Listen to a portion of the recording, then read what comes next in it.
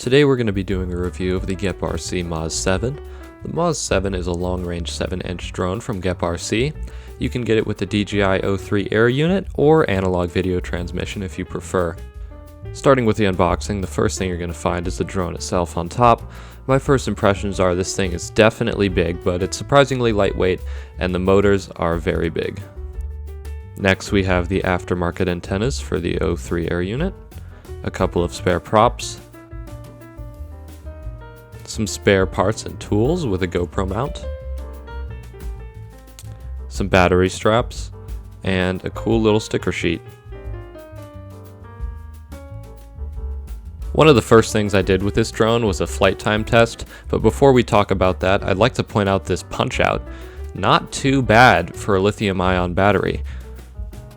The battery I'm using on this test is the iFlight Full Send 6000 mAh lithium-ion battery for long range, and one key thing to keep in mind is that at the time of this flight it was about 15 degrees Fahrenheit outside, so the battery's flight time is going to be decreased just a little bit. Okay, so I just skipped ahead to about 10 minutes into the flight. I'm sitting at about 3.35 volts at a hover, which is pretty good because one thing to keep in mind with lithium-ion batteries that I found out is when you're flying, the battery voltage is so much lower than what it actually is when you land. And you notice this with LiPos too, but I feel like it's much more pronounced with lithium-ion batteries.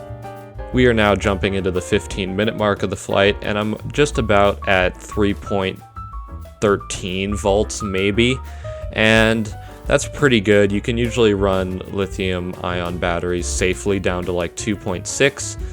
Alright, now we are at the 19-minute mark, and this is just about where I decided to come into a landing. The battery was at 2.7 or like 2.8 volts, and I wasn't really too comfortable flying it much past that just because it was my first flight. But yeah, I think the battery performed pretty well, but there was no GoPro on the drone, so that added weight is going to decrease flight time. Okay, so for the final part of this video, I want to show a long-range push that I did.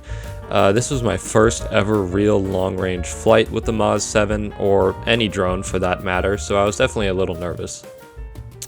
It is important to note that this flight was done with a GoPro, and I was using the same battery as earlier, which is the 6000 mAh iFlight long range.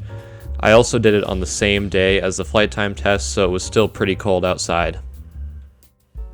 This flight was about 3 miles round trip, so relatively small, and I was only in the air for like 4.5 minutes. While this footage is playing in the background, I'm going to share some of my thoughts on the drone so far. I think that despite the dead cat frame, the drone handles pretty well acrobatically. Like, the punch out on the battery still feels pretty good, and the handling is very impressive. Overall, I think the build quality of the drone is good. The drone does come with side plates, which I'm a little bit conflicted about because it makes it harder to work on, but I did end up dropping my drone in the snow and was very glad to have them there. It seemed to me like the O3 Air unit was pretty well ventilated and didn't overheat too often while I was getting the drone set up on the desk. If you want more information about the frame and the design, or just a better review overall, I'm going to put a link to Joshua Bardwell's review in the description. He does a very good job. Skipping ahead a little bit, I had just summited the mountain I wanted to, and I was sitting at around 2.9 volts while gliding down, and I was a little bit worried about the battery's performance in the cold with the GoPro, so I decided to head home after a little detour to fly over these rocks. If you are interested in the cinematic footage that came out of this flight, that video is already up on my channel, and it's called Flatiron Cinematic FPV. Skipping ahead a little bit to talk about this time where I lost goggle connection a little bit, it does make sense because I was standing behind this hill here. Otherwise, the goggle connection was fine throughout the entire flight, and the controller connection was good too. Alright, well, I think that's all I have.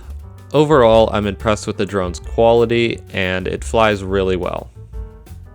When I landed after this flight, I still had 3.5 volts left, so I definitely know this drone can push farther. If you're interested in more long-range content with the GEPRC MOZ 7, make sure to subscribe. I'm going to be doing a lot more long-range missions with this thing and some more cinematic flights that I think are going to be really cool. Thanks for watching, and I'll see you in the next one.